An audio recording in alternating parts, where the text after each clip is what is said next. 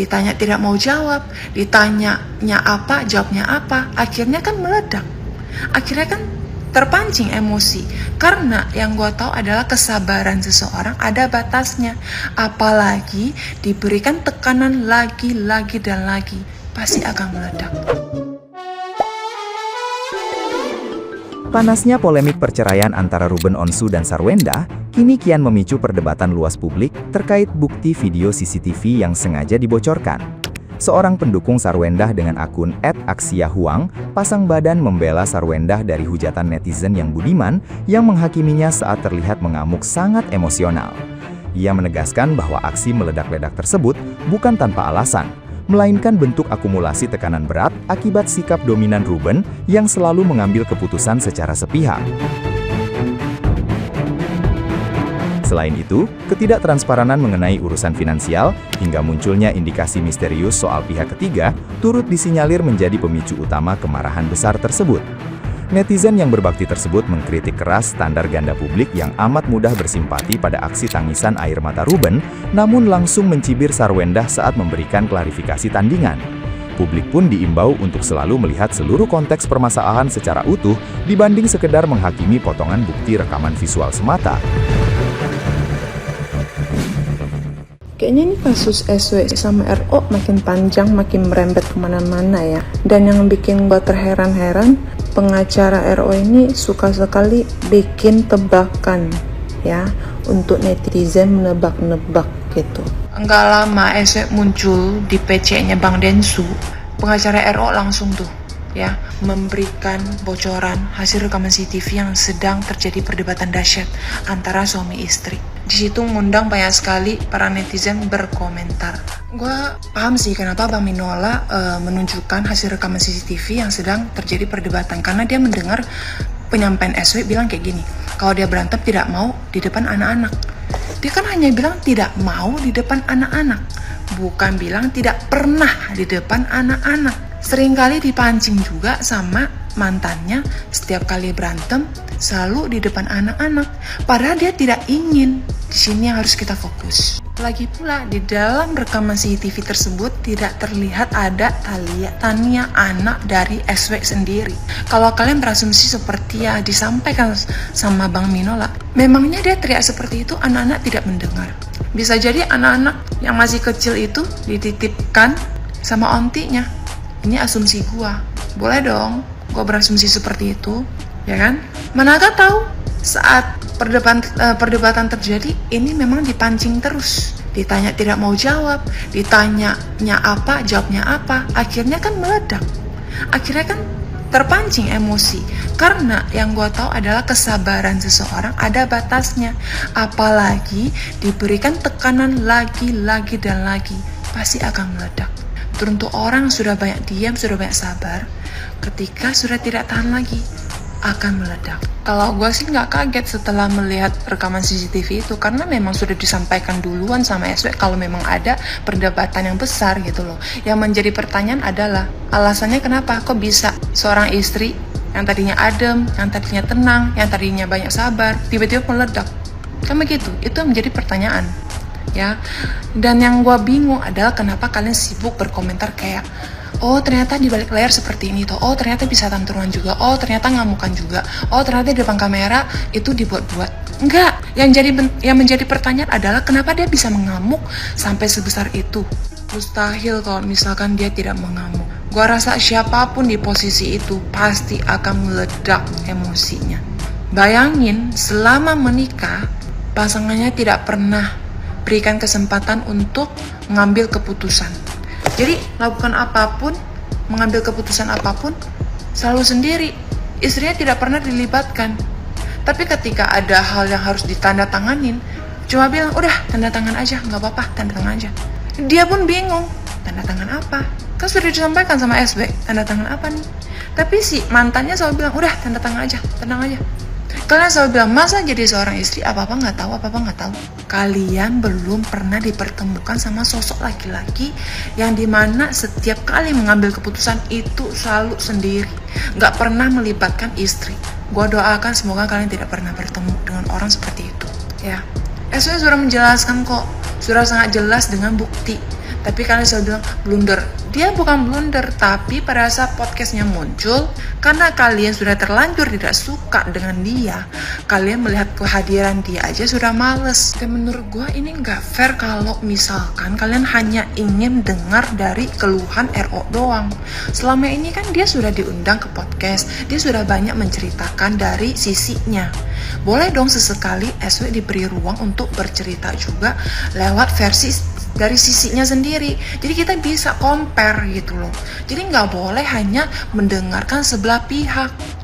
Yang gue bingung adalah ketika seorang ayah bercerita ya di depan TV sampai nangis-nangis, bahkan merayakan acara ulang tahun anak aja di depan TV, padahal ulang tahunnya aja sebenarnya diinfokan dari jauh-jauh hari, tapi dibuat drama sedemikian rupa seperti sulit dipertemukan dengan anak-anak. Ya udahlah ya, itu udah lewat. Dia sedang nangis, dia sedang berikan tentang curahan hati dia. Kalian sanjung-sanjung, kalian merasa sedih, kalian merasa empati.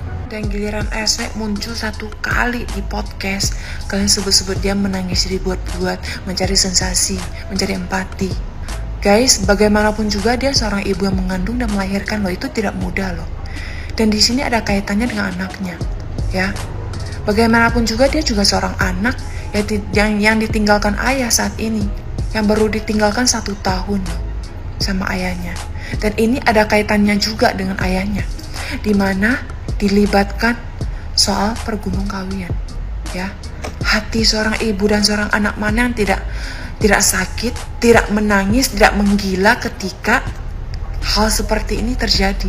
Kalian sih parah sih. Udahlah pakaian kalian tertutup, tapi tur kata kalian tuh tidak bisa disensor dulu gitu, tidak bisa disaring gitu loh. Percuma penampilan kalian tuh tertutup, penampilan kalian tuh dijaga, tapi ini kalian tidak jaga. Balik lagi kita fokus soal hasil rekaman CCTV yang sudah bocor. Yang ingin gue pertanyakan adalah apakah ini ada kaitannya dengan orang ketiga yang dimaksud dengan kasur yang dikirim salah alamat itu. Yang punya rumah tangga pasti ngerti lah ya, kalau misalkan seorang istri ngamuk itu nggak mungkin tanpa alasan gitu. Pasti ada masalah yang ditimbulkan oleh suaminya sehingga istrinya itu lepas kontrol emosi gitu loh. Ini pasti masalah yang sangat besar gitu. Dan SW juga cerita di saat mereka lagi melakukan pembangunan rumah baru ya, itu sudah menggunakan uang dari bank yang harusnya kita irit, yang harusnya nggak boros lagi, bisa tinggal di tempat yang sudah ada. Kan suaminya punya apartemen dan punya rumah ya, mungkin bisa tinggal di situ dulu untuk sementara waktu sambil nunggu rumah itu jadi. Bukannya mengirit, malah ingin mengeluarkan uang untuk mencari kontrakan, ngontrak rumah lagi. Kan agak aneh, ya kan? Ya, seorang istri mana yang tidak ngamuk, guys? Mana tiba-tiba ada kasur yang dikirim tanpa dipesan. Nah, kasur itu dikirim untuk siapa? Atau untuk di apartemen? Giliran istri ingin tinggal di apartemen tidak diperbolehkan. Keke ingin kontrak rumah baru, tapi tiba-tiba ada kasur baru yang ingin dikirimkan ke alamat apartemen. Kan lucu. Di sini harus dipertanyakan istri mana yang tidak ngamuk. Janganlah kalian hanya melihat potongan CCTV yang bocor ya, yang ditunjukkan sama Bang Minola ini, terus kalian hakimi si SW. Oh, bisa ngamuk juga. Ya bisa lah, dia kan manusia juga. Setiap manusia kan punya batas kesabarannya masing-masing. Kalian kalau di posisi dia bukan lagi mengamuk, kurasa piring terbang terjadi, kurasa jangan-jangan sapu terbang juga terjadi. Lagi pula SW juga sudah bilang memang ada perdebatan dahsyat, perdebatan hebat. Dia hanya ngomong lewat mulut, tapi Bang Minola menunjukkan bukti.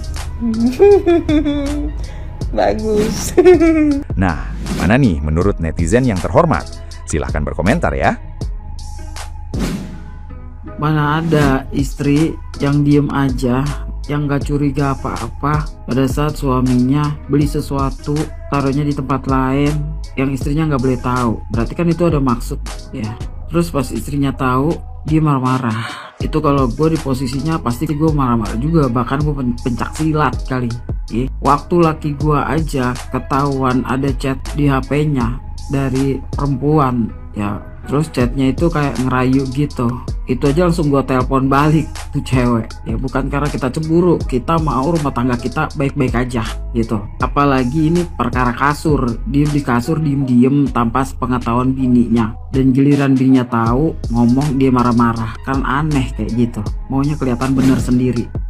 Gimana suami istri itu masih berantem lagi, mantan suami istri itu tentang anak, tentang biaya gono gini. Masih kata gua mah ya, pikir gua memang dengan lemah lembut. Kan kemarin dia di salah satu podcast dia ngomong nggak pernah berantem di depan anaknya. Tutupnya di mana ini? Nggak pernah berantem di depan anaknya. Sama pengacara sebelahnya itu dia berantem sama lakinya, berantem juga di depan siapa-siapanya gitu, di depan mamah dia, di depan orang banyak. Apa yang dia omongkan itu ternyata kayaknya berbalik, maksudnya nggak bener semuanya terpatahkan. Dia berantem dong ya kan, di depan mamanya, di depan apa lagi, banyaklah pengacara sebelahnya ngasih tahu.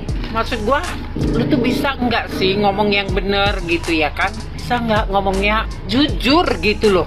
Mungkin ada sebagian yang dia bohong, itu sih hak lu. Tapi lu jangan salah, lu tuh ngomong ditonton sekian juta orang.